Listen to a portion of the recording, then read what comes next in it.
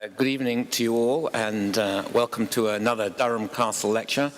It's a pleasure to see so many of you here this evening, and it's a great pleasure for me to introduce and welcome Richard Sennett to Durham Castle. Richard is a former colleague and friend of mine from the LSE, and actually going back to Cambridge in the late 1970s. I've known him and I've known his work and thought about his work for more than 2 decades. His work is incredibly informative and also very inspiring, and it has certainly been a part of my life. To say that Richard's career is remarkable is not, to put it correctly, it's much more than a career. It's been an extraordinary unfolding, a process. Let me just say something about this, because not all of you will know about the range of Professor Sennett's work. Richard has from the beginning explored how individuals and groups make social and cultural sense of material facts about the cities in which they live and about the labor and work that they do. His research involves ethnography, history, and social theory, and much else besides. He sees himself as partly in the pragmatist tradition begun by William James and John Dewey. His first book, 1970, so this is a momentous, really, period of productivity from then to now. His first book, The Uses of Disorder, looked at how personal identity takes form in the modern city. He then studied how working class identities are shaped in modern society in what is now regarded as an iconic book, really, The Hidden Injuries of Class, which he wrote with Jonathan Cobb. What followed then was a study of the public realm, The Fall of Public Man, which appeared in 1977. That's the third book of that decade. And at the end of the 1970s, he sought to explore the philosophical implications of his work in authority. That's 4 major books in the 1970s. In the 1980s, and this is intriguing to anyone who knows Richard, he took a break from sociology and he wrote 3 novels. The Frog Who Dared to Croak, 1982, An Evening with Brahms, 1984, and Palais Royal, 1987. Already an extraordinary trajectory of writing and contribution. Richard then returned to urban studies with 2 books, The Conscience of the Eye, 1990, a work focusing on urban design, and Flesh and Stone, 1992, quickly thereafter, a general historical study of how bodily experience has been shaped by the evolution of cities. In the mid-1990s, he explored the changing nature and form of capitalism, now in a new dynamic, financially driven form, as it impacted on work and everyday life in several books. These include, just mentioning some, The Corrosion of Character, 1998, Respect in a World of Inequality, 2002, The Culture of the New Capitalism, 2006. Most recently, Richard explored more positive aspects of labor in The Craftsman, 2008, and in Together, The Rituals, Pleasures, and Politics of Cooperation, 2012. It's an extraordinary body of work ranging consistently over certain sets of themes, but also then with the breakout into novel writing and so on. And all of you who've read Richard's work will know what a pleasure it is to read his academic books, because he writes with an extraordinary skill. Richard Sennett has received many awards. I'm just going to recall 2 of the most important, the Hegel Prize and the Spinoza Prize, and he has honorary degrees, and I'm just going to mention an honorary degree from Cambridge. It's an extraordinary corpus, it's an extraordinary contribution, and this evening he's speaking on the theme of closed and open design, on open cities. Please join with me in giving him a very warm welcome.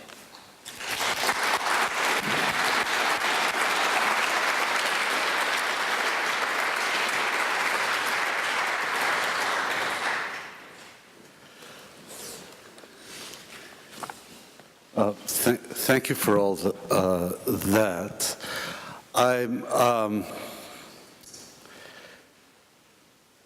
As David mentioned, I at the end of a long period of studying changes in work in the modern city, which is quite a depressing set of investigations, decided that I wanted to write something that was more about the positive aspects of making, about the positive aspects of homo faber. And the word homo faber means man as maker. And so, since my career is drawing mercifully to an end, I thought that I would do a final trio of books on man as maker of physical things, social relations, and of environments.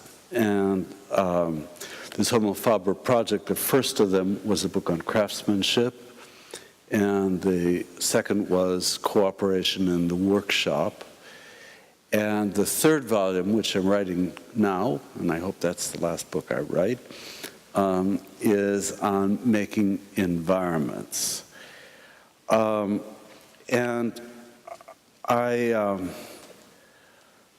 if there's a thesis in this, which is contestable, it is that the skills needed to make things well move across these three domains.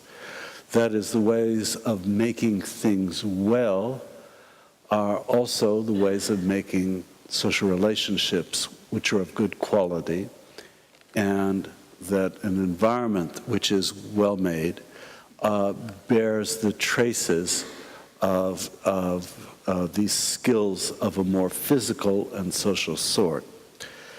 And I will tell you something about that tonight. I have to confess that I'm using you as guinea pigs, since it's the second time I've talked about this project. And I want to cite this in a particular way.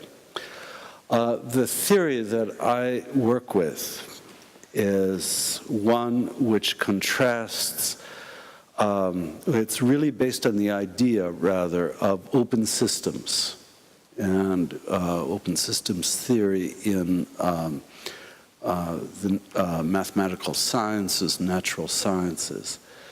And I've tried to use this theory to illuminate regions where we normally wouldn't think that it would apply, like making a pot, or cooperating with somebody you don't like, or designing a street where people come and go openly. So I would like to start this lecture by saying something about the idea of open and closed, and then I'll show you with these designs. This is a beautiful, it's a much more beautiful piece of equipment than I had last week. This is very clear. I'll show you what open and closed means in terms of the design of cities. So for the first part of this lecture about open, so this is really in two parts, this lecture, and if I have time, I'd like to say something about assemblage as a peculiar kind of open form. I have to warn you, I'm very long-winded, so I'm on German academic time, which means that about 11:30 or midnight you'll be wind up. Can you hear? Okay, fine. That's okay. So let me start with saying something about the difference between open and closed. In a way, this difference is one that's easy to grasp intuitively. In a lab, when performing an experiment to prove or disprove a hypothesis, we are working within a closed orbit. The original proposition governs our procedures and observations in arriving at yes or no. When in performing an experiment we come across something unforeseen or are prompted by the evidence to jump tracks and think differently, then we are working more openly We're moving beyond yes or no to explore something new to our own understanding. Of course, binaries are usually suspicious, which is to say it's not a matter of either or, open or closed. In the lab, routine procedures are necessary to launch an experiment. Indeed, to launch any kind of work. Homo faber can't rely on the one-off, on inspiration, or on spontaneity alone. He or she needs orienting rules. But if fixed routines govern throughout, then the experiment is likely to be closed. In the same way, artistic work will become predictable, social relations will suffer from rigidity. Now, my point about this is that the issue for us is that today, in the making of cities, this balance between open and closed has tipped to the closed end of the spectrum. That the cities we know are cities which are defined more by procedurally than they are by experiment and exploration. And that's something that's particularly grave in urban design. And what I'm not arguing for, that is, in talking about an open city, is a city that is an antonym to a closed city, but city that has aspects of these two kinds of systems in balance. And when we get a little farther in the lecture, I'll show you some examples of what in urban design specifically is unbalanced. Let me say something about this contrast, however, remembering that it's not it can be degraded as a binary in more systematic terms. As you know, the concept, or maybe you don't know, the concept of an open system was first made explicit by Norbert Wiener, the guru of cybernetics, which is the science of information flows and feedbacks on which modern computing software relies. But the idea of open systematicity is much older. One more deeper root in time appears in the idea of evolution, as first propounded by Charles Darwin and then deepened by Gregor Mendel in the 19th century. Darwin observed that environments shift in form over time. Mendel explained the genetic changes in organisms that allow them to evolve. But the result of combining these two approaches was that in place of a predictable plan conceived by a master, that is, by God, there is an unstable process in which chance mutation plays a large part. And it's in this sense that the environment is an open system. It's mutable. It has large elements of chance which structure its mutability. And predictions become increasingly difficult the more complex the environment becomes. And this is kind of point of view if you read modern evolutionary theory that people like Richard Lewontin or Stephen Jay Gould insist on, that the radicalness of Darwin's evolutionary theory is in the element of its open systematicity. Today, in general, and I'm sorry that this is a rather reductive, in general, systems analysts use 5 principles to draw the contrast between open and closed. First, in an open system, the parts in the system which interact have a distinctive character. You simply can't substitute one element for another. That is, they have identity. Then, simple rules can generate complex results. And this is technically what we mean by the phenomenon of emergence.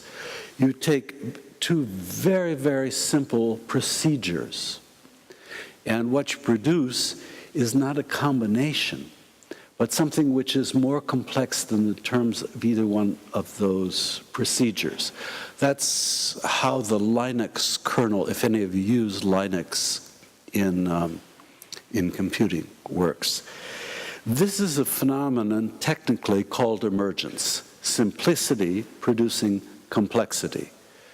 And if you wean yourself off of Microsoft and use Linux, you will understand this. It's very light on rules, but those rules generate all sorts of complex combinations in word processing, for instance.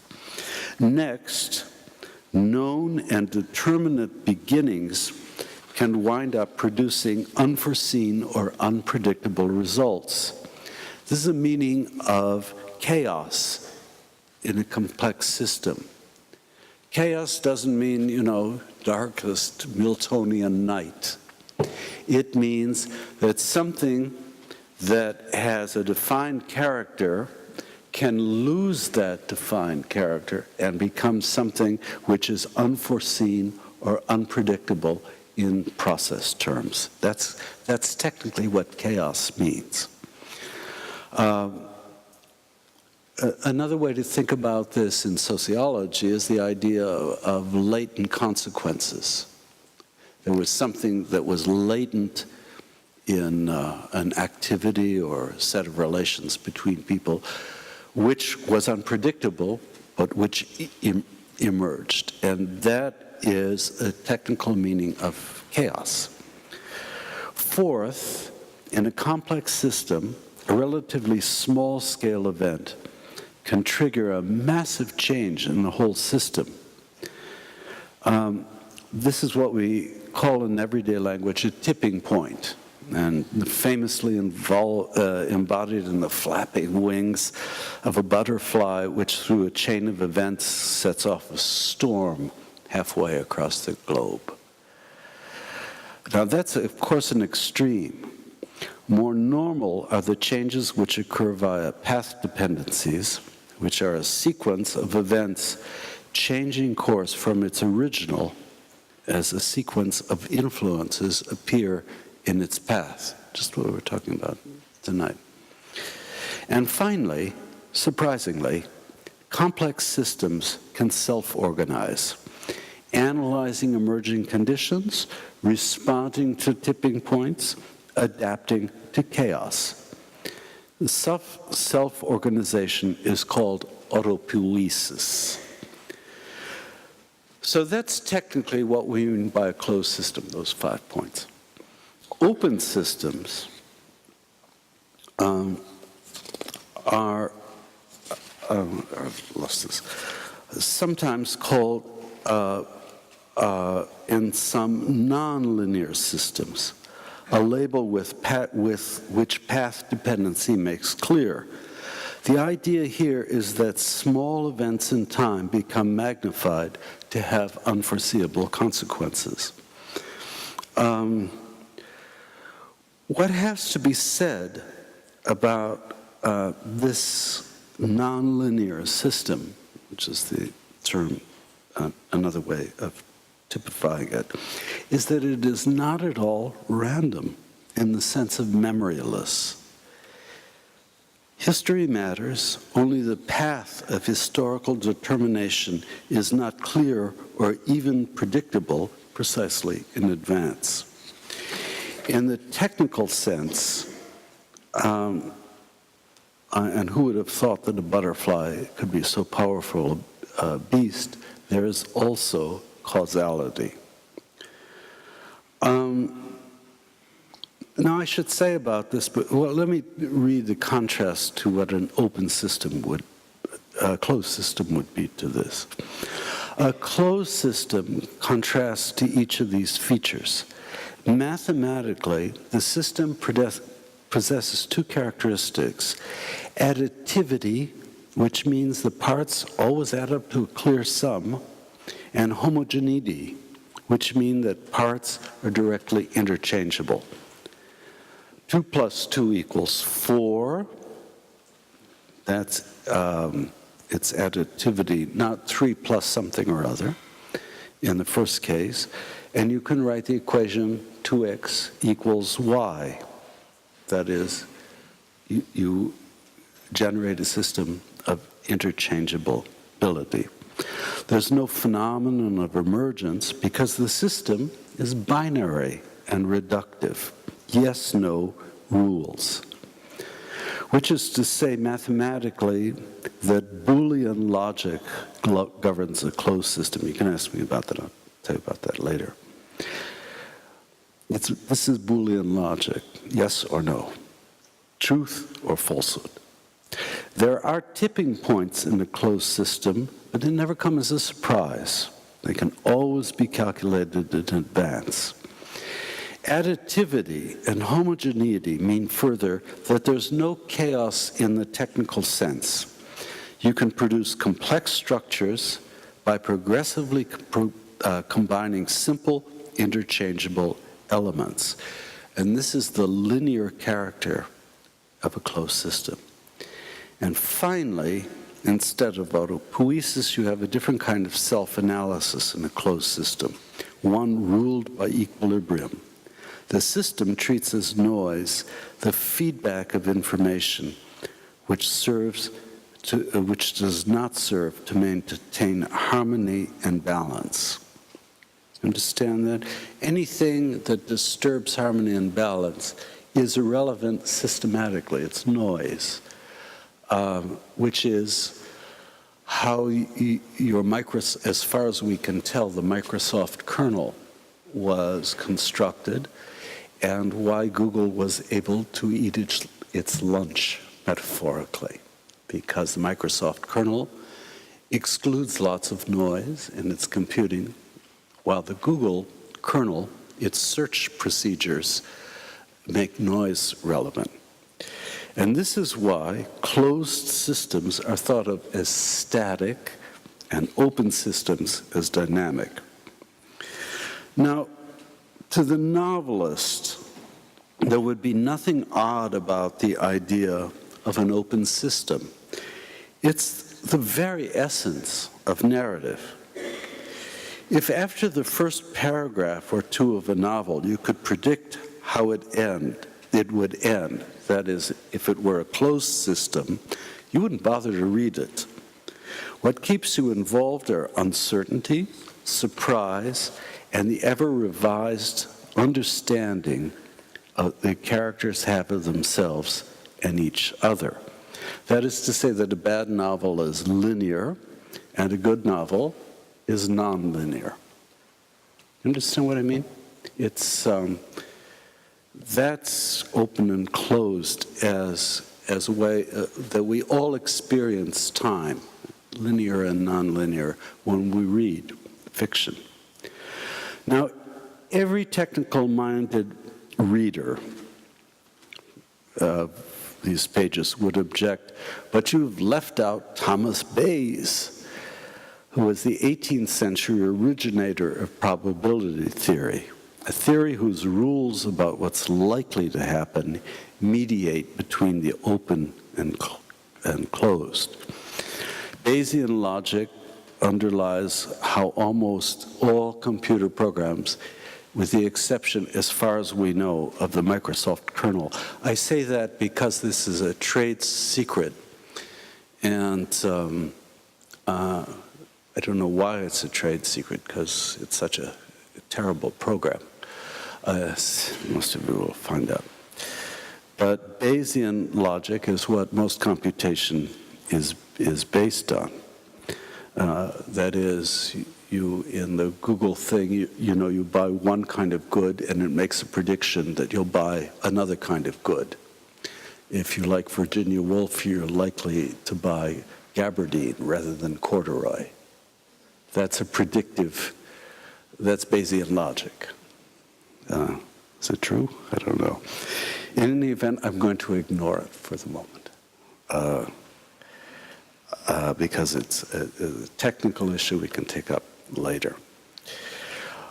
But I don't want to leave this contrast at the level of mass. I want to raise it to you in one of the most dramatic humanist texts we know, which is Nietzsche's work on Greek drama, which also involves a contrast between open and closed systems. In his famous work on Greek drama, Nietzsche calls the disturbances, pains, deformations, and contradictions of living Dionysian experience. This kind of living is open-ended, and often tragically so. Whereas harmonies and balances, he says, create Apollonian form. There is closure, usually of an aesthetically satisfying sort.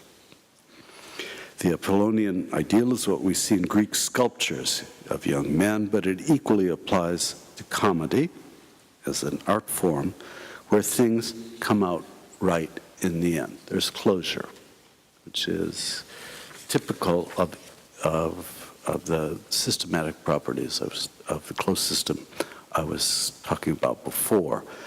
Now, as I say, as always, simple binaries don't do justice to diverging ideas. There is a sense of fitness in tragedy, a logic in looking backwards, but it's after the tragedy is done. It seems that the plot had to end as it did. In the midst of tragic action, in the process, though, there's little way to look forward and anticipate.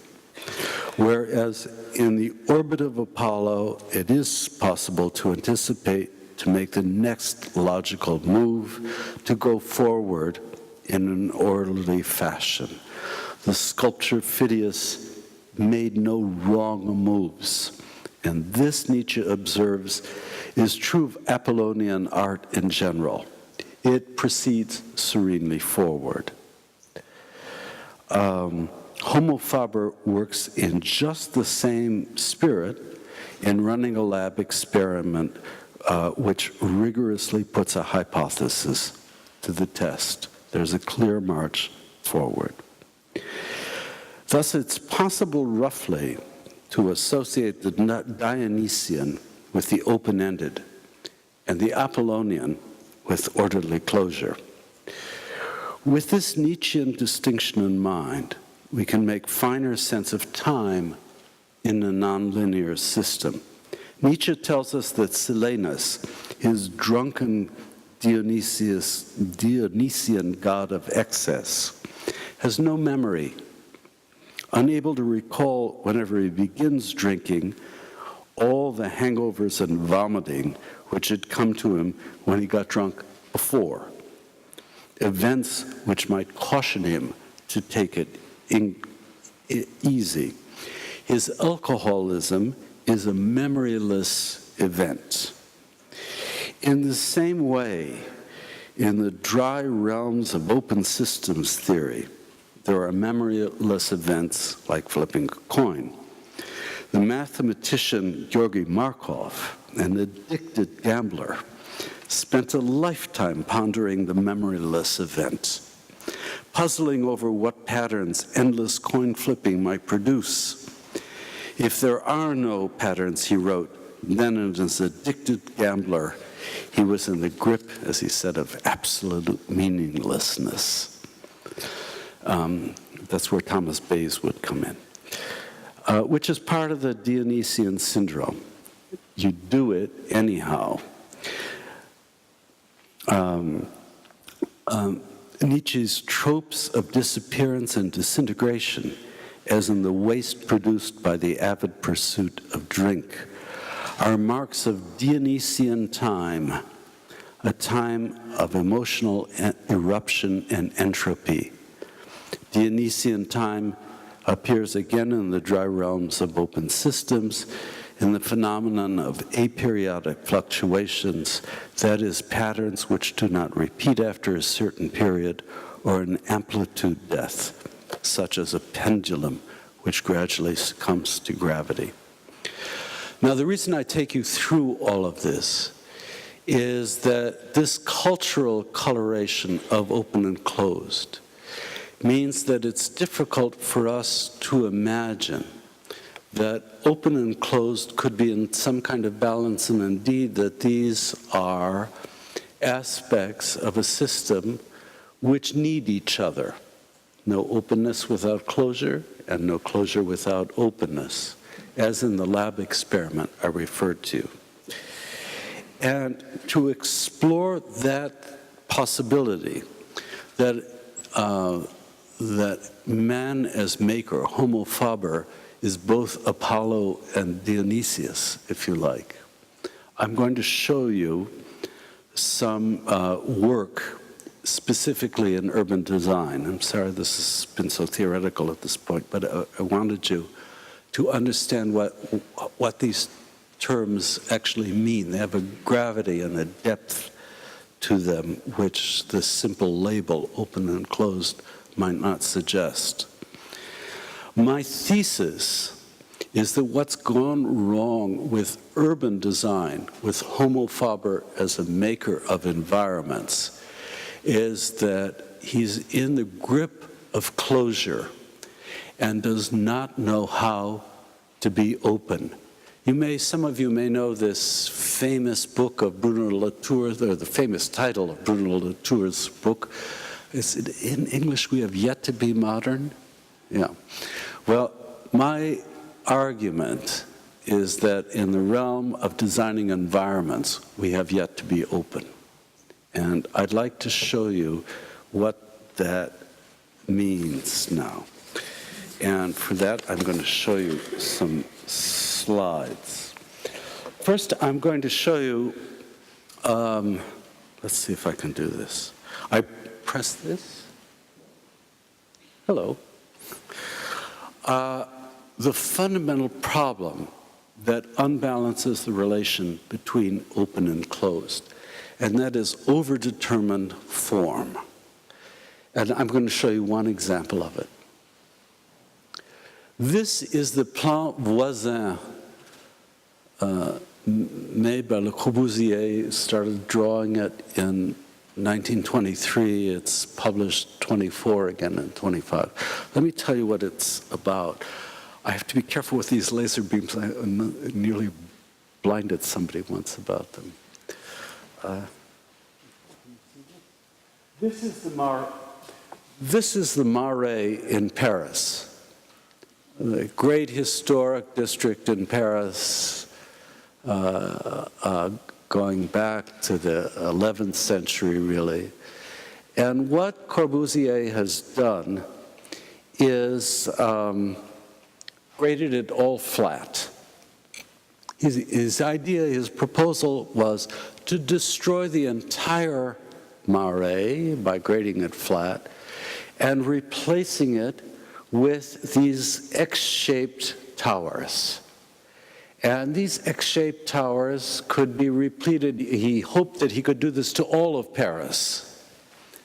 Just get rid of the whole thing and replace it with all these towers which look the same in form and are the same in height.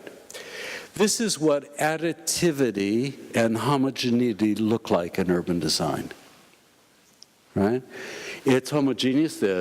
Obviously, all the towers are the same in form and in height.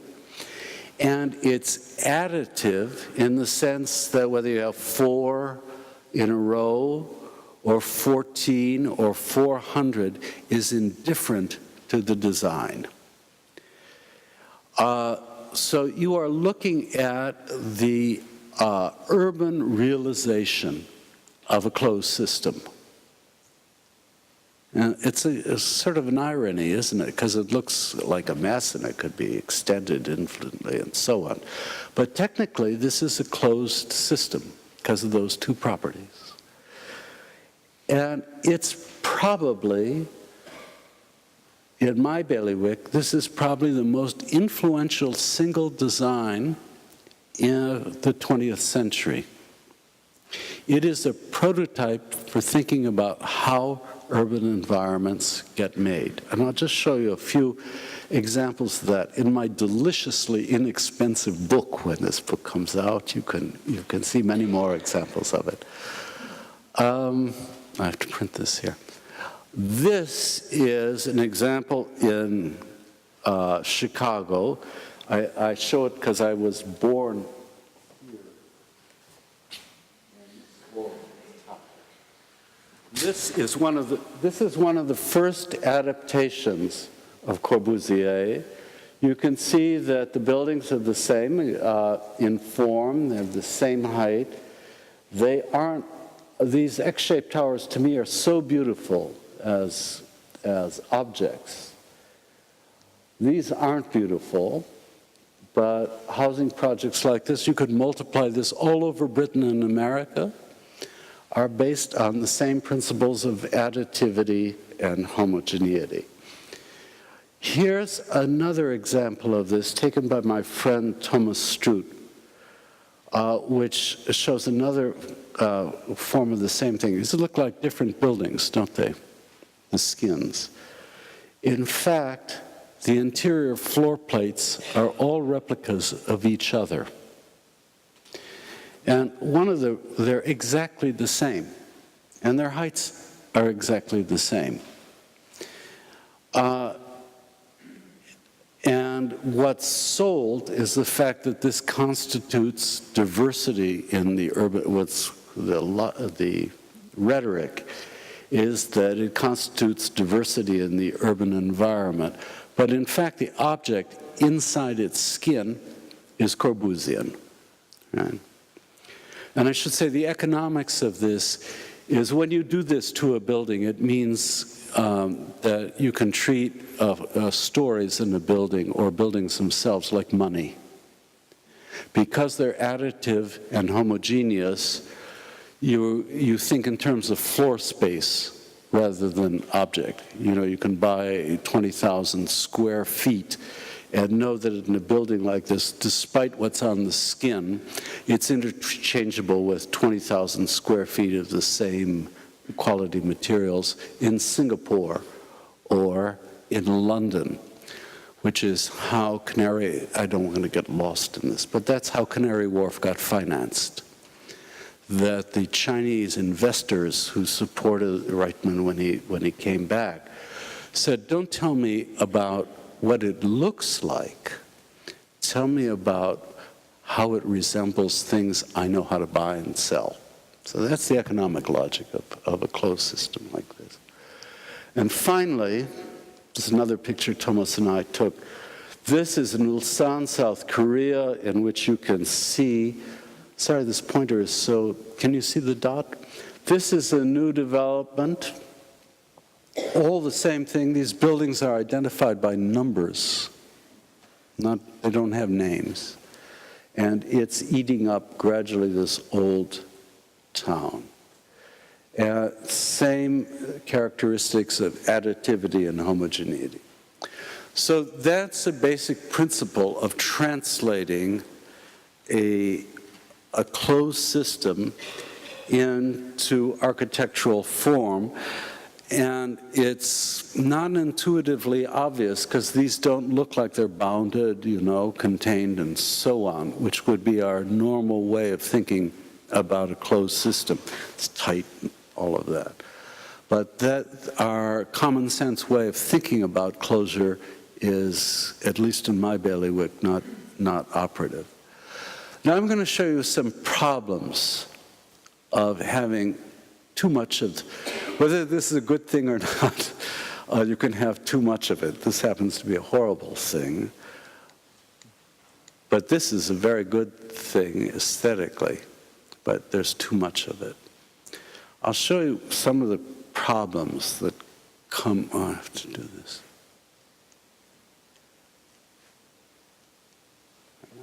Okay, there we are. There are three problems in urban design of closed systems.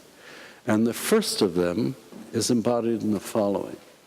This is part of a project for Masdar, which is a smart city being built in the Gulf. It's an experiment being designed by, among others, the ubiquitous Norman Foster.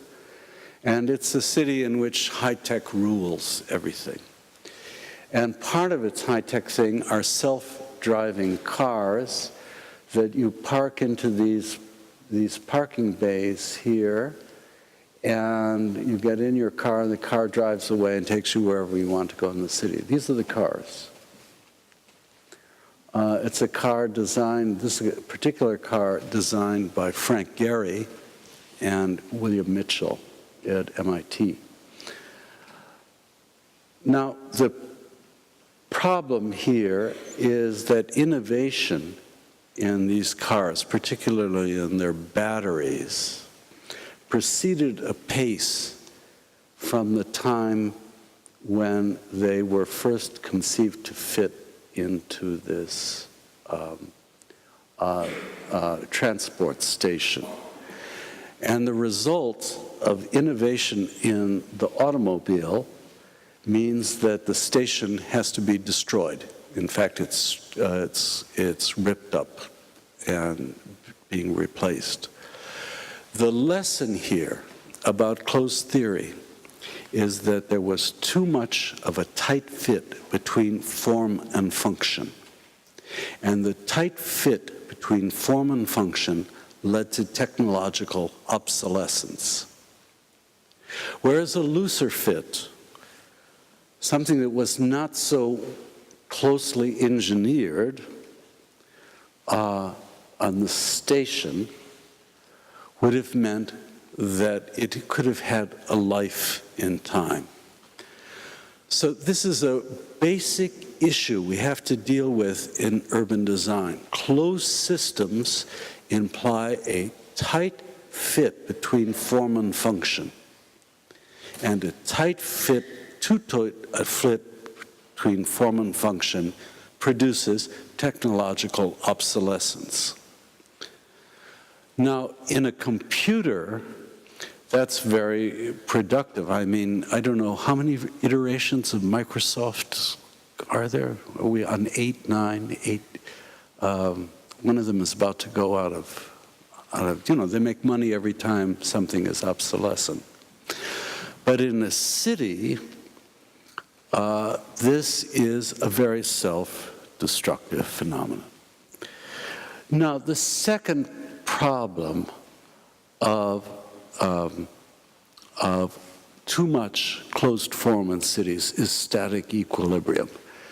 And here, I'm going to talk to you about what a static equilibrium looks like today based on an old plan, which is that of the city of Palmanova. There are many star-shaped cities like this, and from the Renaissance, even backwards into the medieval era, in which the notion is that everything here is balanced.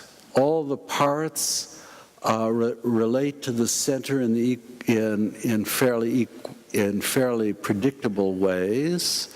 You could move your boiling oil or your cannon later around from one part to another. It was easy to get. These are ramparts right here.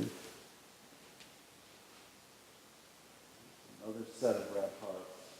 And the idea about this is that this is a city in equilibrium. That became a principle for thinking about equilibrium in more modern forms of urban design. This is a garden city in the suburb of London. It has been the beau ideal of a certain generation of socialist planners in your country. And as you can see here, the radial character of it means that everything is in perfect balance.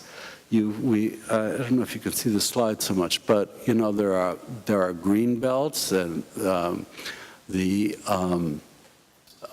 schools are carefully calibrated. It's possible to move from work to home to pub very easily.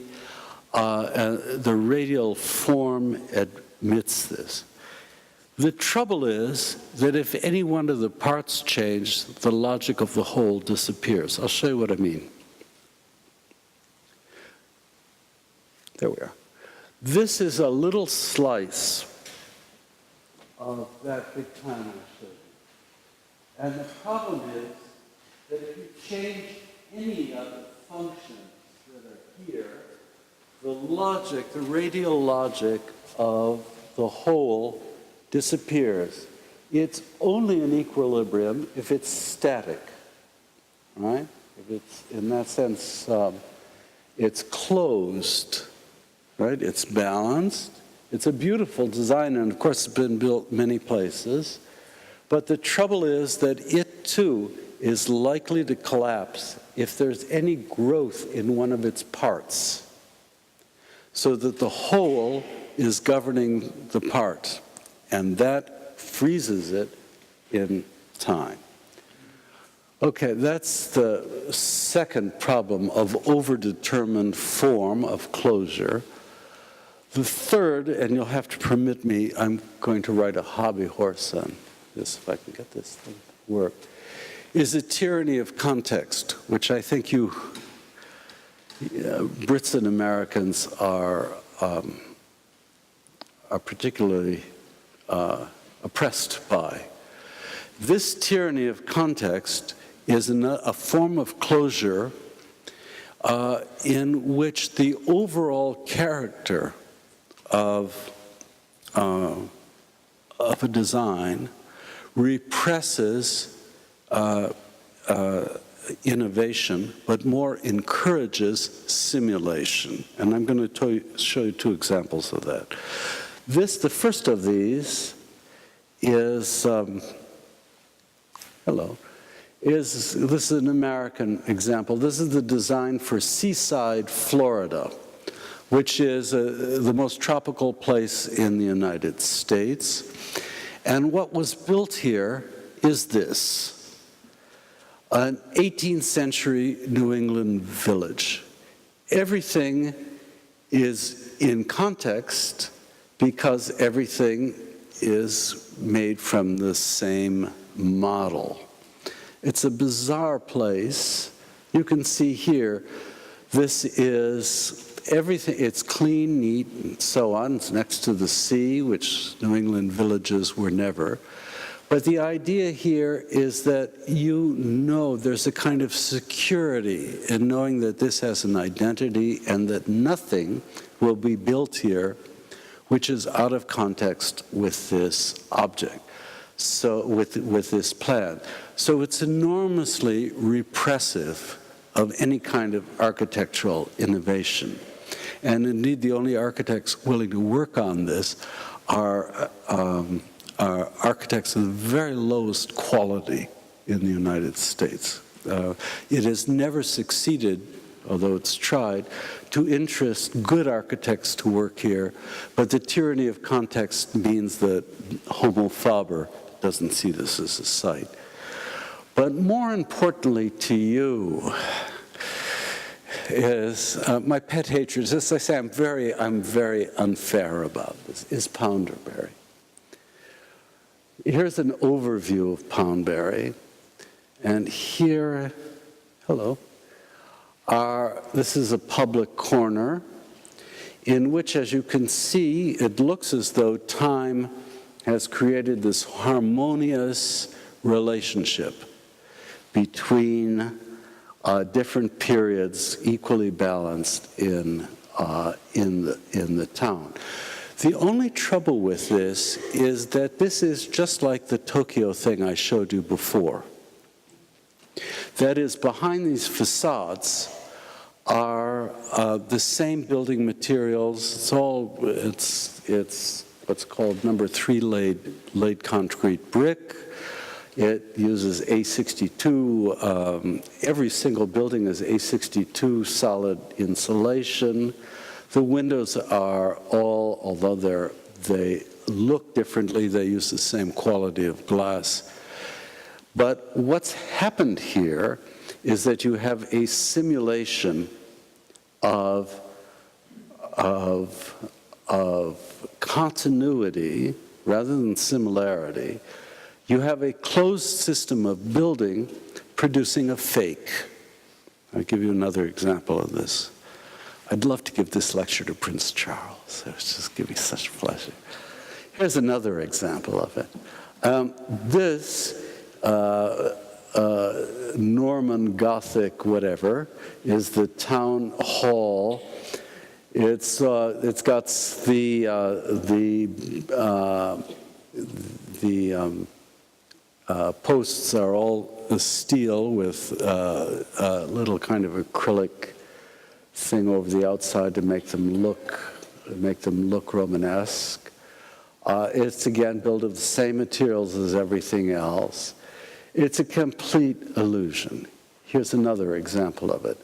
This is a street in Poundbury which displays what looks to be like an orderly progression in time, but these houses are all exactly built the same, and they just have this applique in the front.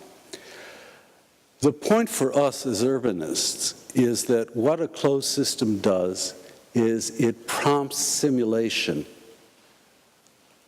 in order to promote variety. Once you have a closed system, you can only fake difference. And that, I have to say, this is the most popular building project in Britain in the last 20 years. People love it because people want to participate in the simulation even knowing it's a fraud, because it makes them feel secure. Time is continuous, linear, unfolding, rather than nonlinear, discontinuous, rupturing. And so what you're seeing here is a very, very economic fantasy that the closed systems can produce in the built world. So, God, I've already talked for an hour. I'll try and speed up. So what I'm exploring now with my students at Harvard and also some students in London is how to rebalance the relation between closed and open systems. That is, we can't have a building system in which each building is built of non-standardized components, handmade, craftsman-made. Today, it's uneconomic, and it's like organic food. It's a certain kind of fraud also, We live in the modern world, and the modern world has machines and, it mechanizes. But still the question is, what are the ways in which we could have a kind of environmental consciousness which is more, if I can put it, open to openness? How can we give it a structure? And I'll show you 3 proposals that seem to me to do this, and I'll go through these rather quickly, because you've been very patient. Oops. Hello. There we are. I said that an open system is complex, and that has a real meaning in urbanism in street forms. I'll show you one site in Dharavi, which is a slum in Mumbai. I don't know if anybody's traveled there. By the way, all the things I'm going to show you here are from the developing world, because that's my own trajectory as an urbanist. I worked for most of my life in Western cities. Now I'm working in China and Thailand. and a little in India. But at the end of my life, I've left the West. The reason this is complex is more than a matter of people being, lots of people in the street. It's that there are lots of functions going on at the same time. That is, there's simultaneity of different things going on in a dense space. And rather than think that this is seamlessly functional, this is a space in which people live above these shops and so on, lots of them, and the compression is something that creates a lot of problems. That is, because there's no separation between living and consuming and production, that the street itself is in a constant state of tension. People having to deal with differences that don't mesh neatly together. But even more than that, this is complex. The street I just showed you is over here. This is one street over. And the thing about this, which is complexity of another sort, is that the school that little kids have to get to is here.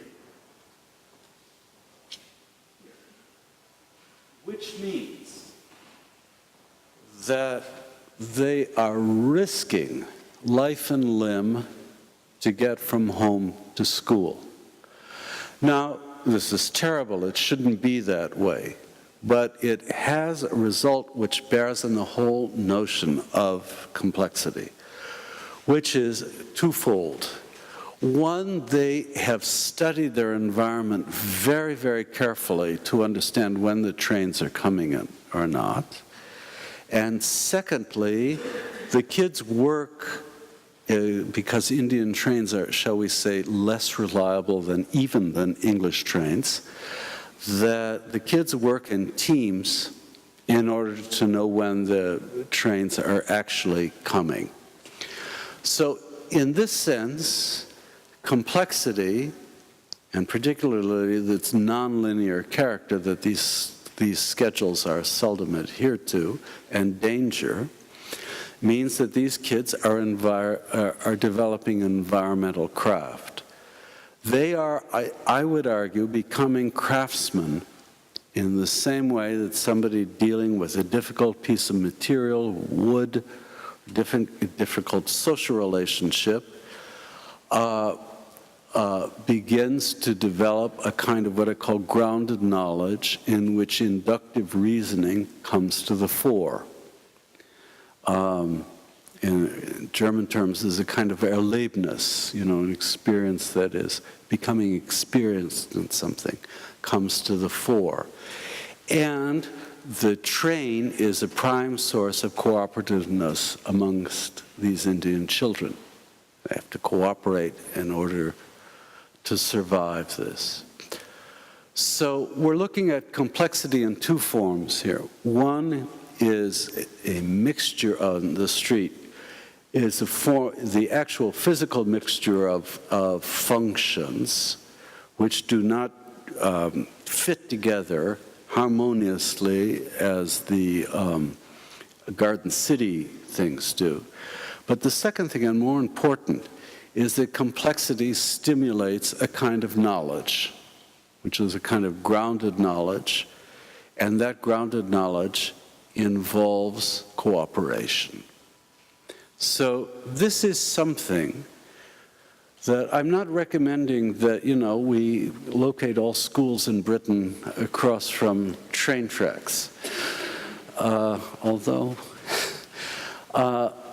it does mean that a lot of the ways in which we try to forestall disorder or disruption, health and safety rules are an example of that, are actually disempowering to people's inductive knowledge.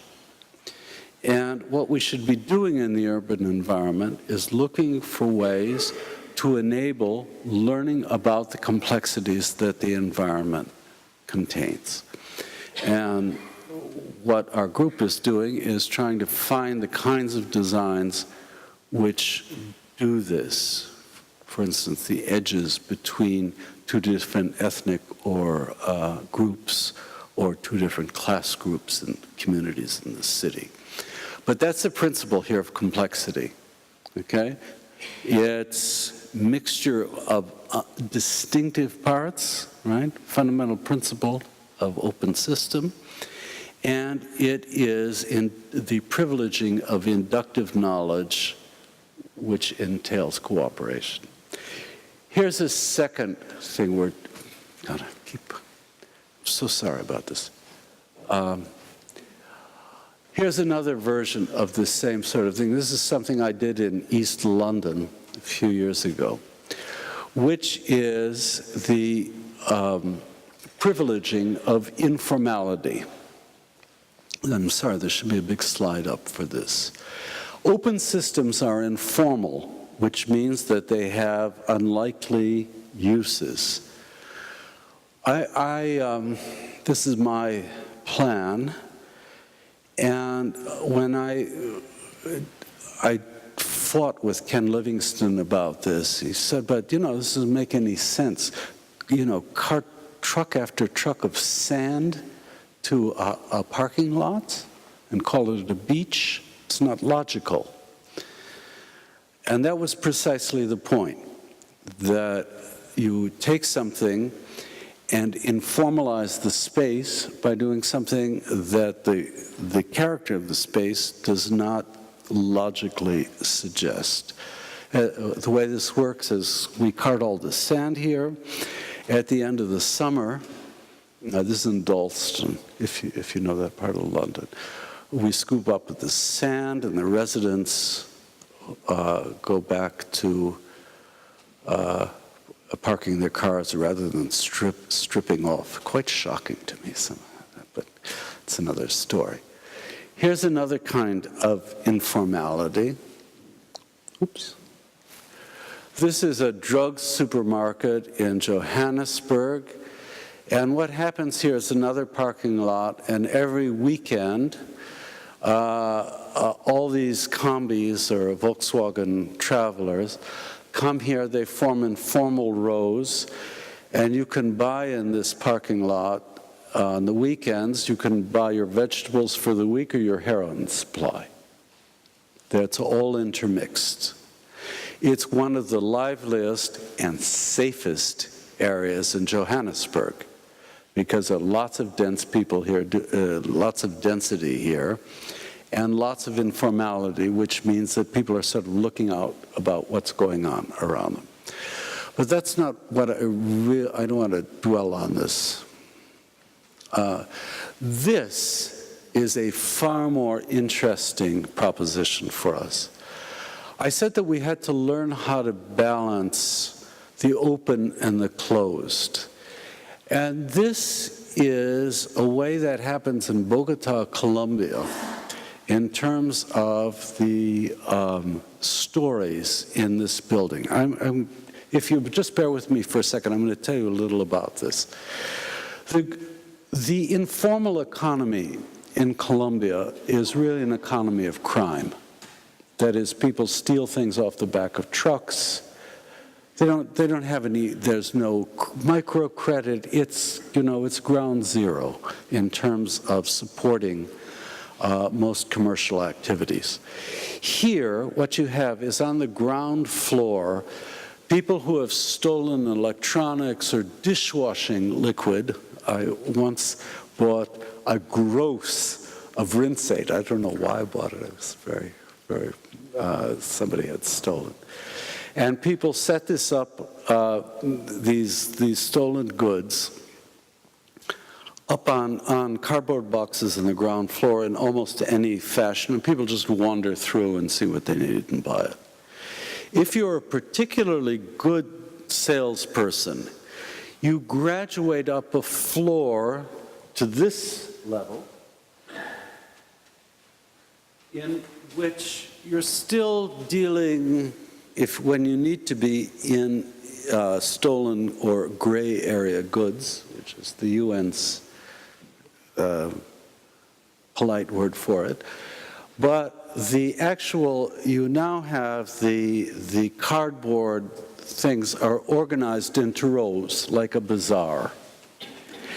And if you are particularly successful with your clientele and whatever you gather at this level, you move up here, where there are actually sheetrock divisions between the stalls, and in which most of the trading is done in illicit goods because you've accumulated enough capital to be able to get out of the gray area goods are very, very expensive.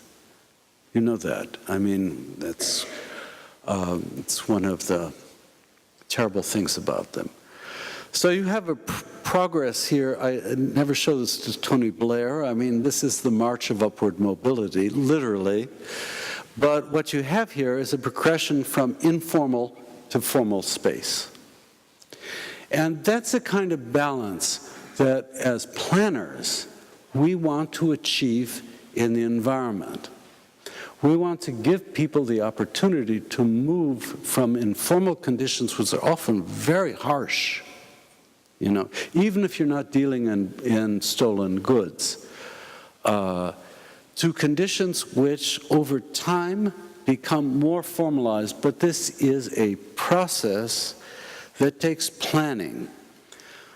This was done by Sergio Fajardo, who was the mayor of Bogota. No, it was not Fajardo. It was done by, I forget.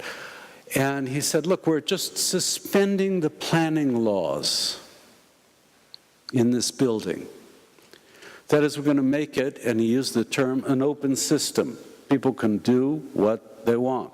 There is no rule or regulation about how the space can be used. And this evolved in time this way. Okay, the next thing I want to show you, and I go really fast now, is the incomplete object. This is a very important way in which open systems translate into design. That is, an object which is incomplete, something made that's incomplete, that can be completed by the work of time and use. That is not like the Corbusier, which is already finished in advance.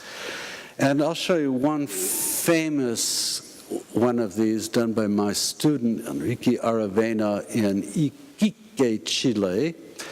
What this is that Aravena took a set of housing prototypes and built half a house, each of which costs about $7,000 US, with the idea that the people who live there will gradually put it up themselves. This is another view of it. Just technically so you know, the genius of this project is not that the object is incomplete, but it's cannily incomplete. The service stack is in the front of this project. Usually we put, for efficiency's sake, the service stack on the side, which implicates where things like plumbing and electricity have to go. He put it in the front so that people would be free to innovate. And here's what they did. Hello, wake up. That's the before and the after. In this case, these people lived on the ground floor first. They kept saving and saving. They filled in the top, their own labor.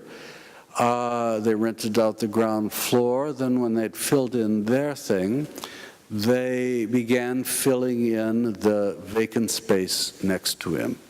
So the incomplete object is completed by use.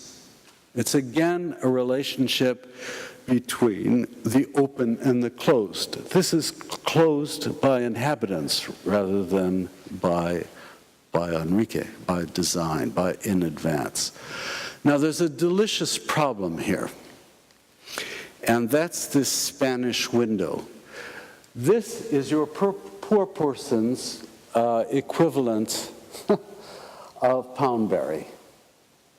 This Spanish window is typical of 18th century colonial architecture. And the residents of this thing, when they finally could acquire it, wanted an icon of something solid, secure, permanent. In other words, just like Prince Charles's benighted architects, they put in something traditional. Now, this window, I can tell you since I've been there, is made of plastic. So it's cheap. But it gives out the notion of continuity. It gives out the impression of kind of linear development, even though it's anything but. And of course, the architect, Aravena, nearly had a heart attack when he saw this.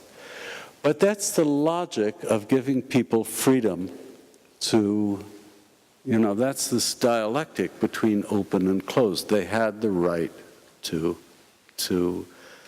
do this, and that desire for something that's linear is there. Finally, and this is my particular bailiwick, which is non-linear development. I'm going to give you an example of this in Medellin, if I can get this thing to, where do I point it? There we are. This is one of the most infamous slums in all of Latin America. Medellin, as you know, was a drug capital for many years. It was infamous. This is Pablo Escobar used this. This was the place in Colombia and in Medellin in particular where the international drug market was organized. And